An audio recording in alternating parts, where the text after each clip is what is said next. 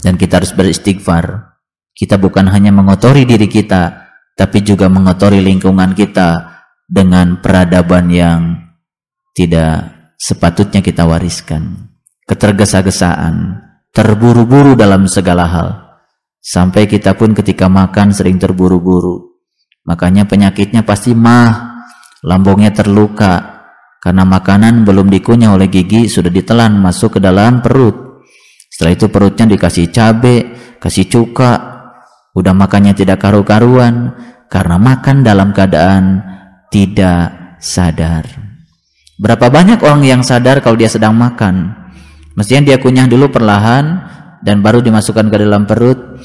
Izinkan perut kita pun menyerap makanan itu dengan leluasa. Kita sering membebani perut kita, makanya penyakitnya apa? Pasti penyakitnya mah. Jadi segala penyakit berasal dari kegagalan kita memanage diri kita sendiri. Makanan yang keempat itu adalah kesadaran.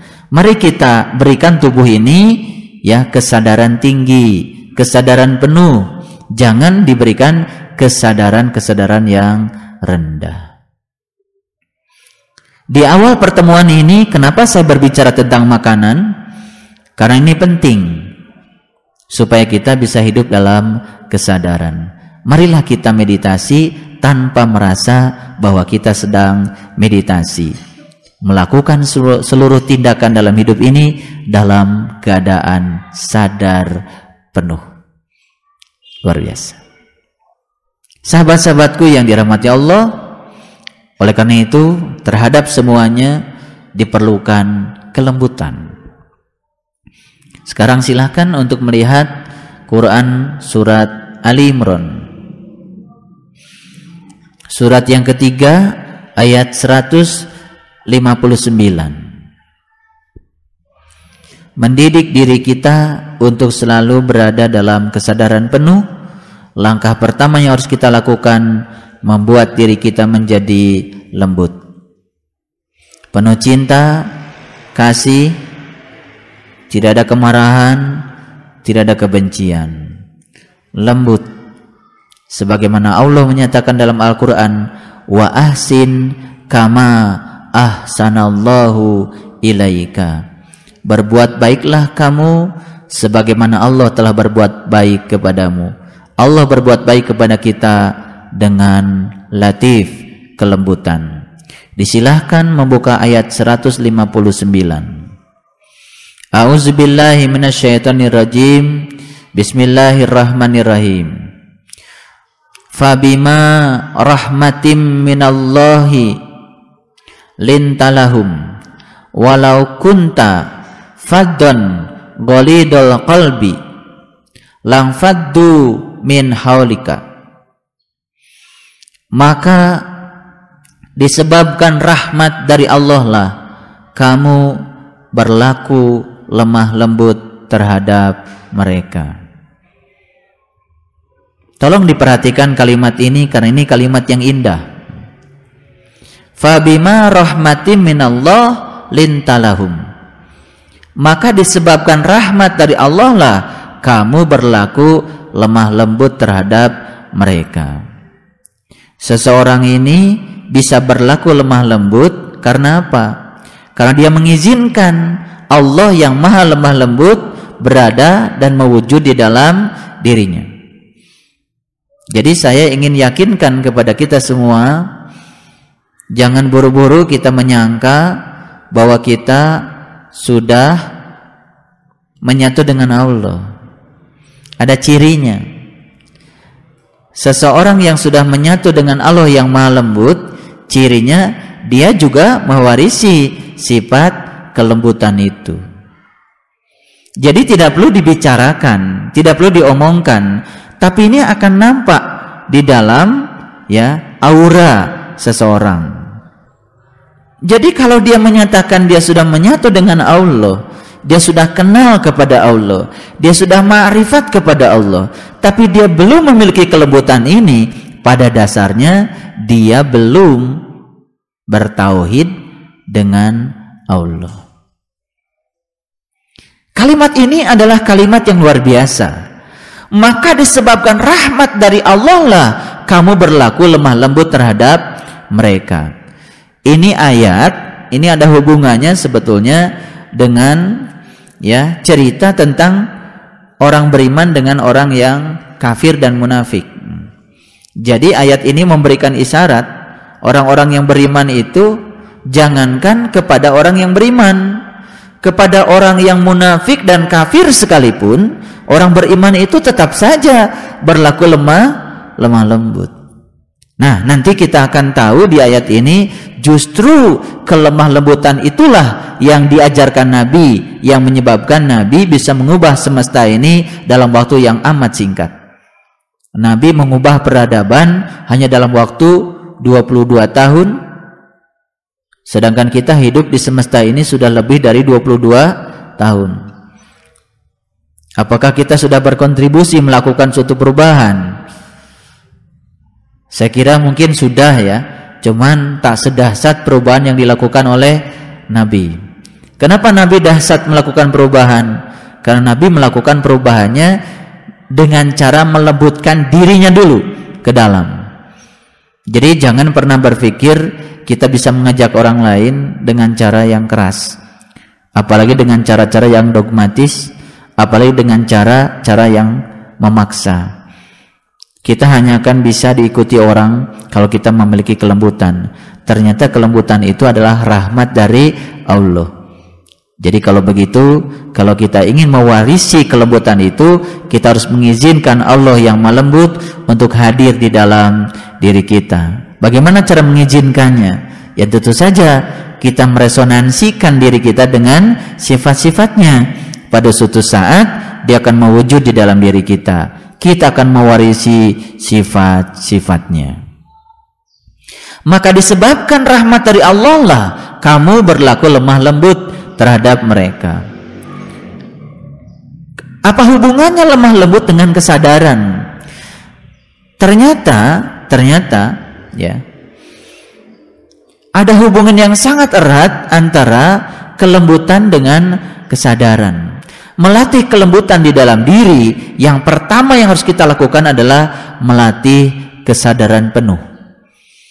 Ketika kita melakukan sesuatu dengan kesadaran penuh, akan timbul rasa syukur. Ketika rasa syukur timbul, yang terucap dari batin kita kan ucapan Alhamdulillah. Alhamdulillah itu segala puji hanya milik Allah. Kalau segala puji hanya milik Allah, habis semuanya untuk Allah. Jadi kita tidak berjasa. Betul? Nah, ketika kita tidak merasa berjasa, nah tanda-tanda kelembutan sudah hadir dalam diri kita. Nah, ciri orang yang tidak merasa dirinya berjasa, dia tidak pernah melakukan tindakan-tindakan yang menyakiti orang lain. Karena dia pun merasa bahwa dia sedang dipakai oleh Allah. Jadi kalau kita mendapatkan rezeki dan rezeki itu kita berikan kepada orang lain, kita tidak pernah merasa sebagai pemberi. Yang memberi adalah Allah. Kita cuma dipakai lewat saja oleh Allah. Kenapa kita dipakai lewat? Karena lembut. Kan di situ ada kelembutan. Baik, kita teruskan. Sekiranya kamu bersikap keras dan berhati kasar, tentulah mereka akan menjauhkan diri dari sekelilingmu. Ini kalimat lanjutannya. Jadi kenapa orang menjauh ya dari saya? Padahal kata-kata saya lemah lembut. Kata-katanya sih lemah lembut, tapi hatinya yang kasar. Ini bukan bicara kata-kata. Ini bicara hati. Banyak yang kemudian berkamuflase seperti sopan, seperti bijak, seperti arif di mulutnya, tapi di belakangnya hatinya itu ya Allah.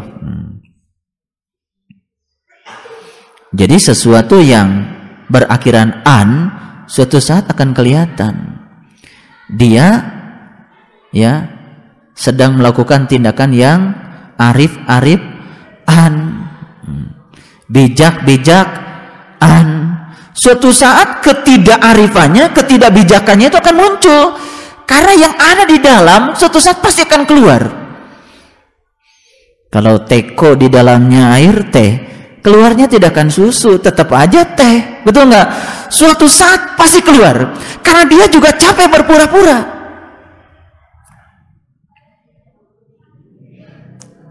Kenapa saya bicara ini? Karena kita butuh ini sehari ini. Semua yang saya bicarakan adalah kebutuhan kita. Dan saya yakin apa yang kita bicarakan dari ayat ini itu menyangkut kita. Kalau tidak menyangkut kita, maka semua yang hadir di sini tidak diizinkan untuk mendengarkan ini. Karena Allah juga tidak mau menyampaikan sesuatu kepada mereka yang bukan ahlinya. Semoga setelah ini kita memiliki hati yang lembut, tutur kata yang lembut. Bukan sekedar tutur katanya yang berpura-pura lembut, padahal artinya kasar.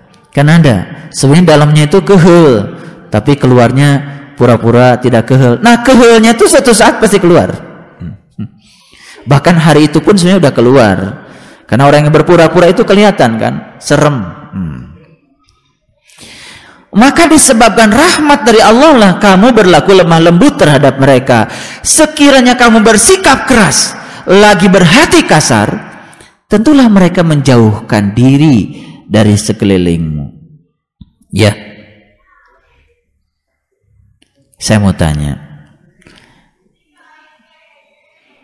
kenapa terkadang kita harus mengalami satu situasi putus silaturahim? Karena kepura-puraan.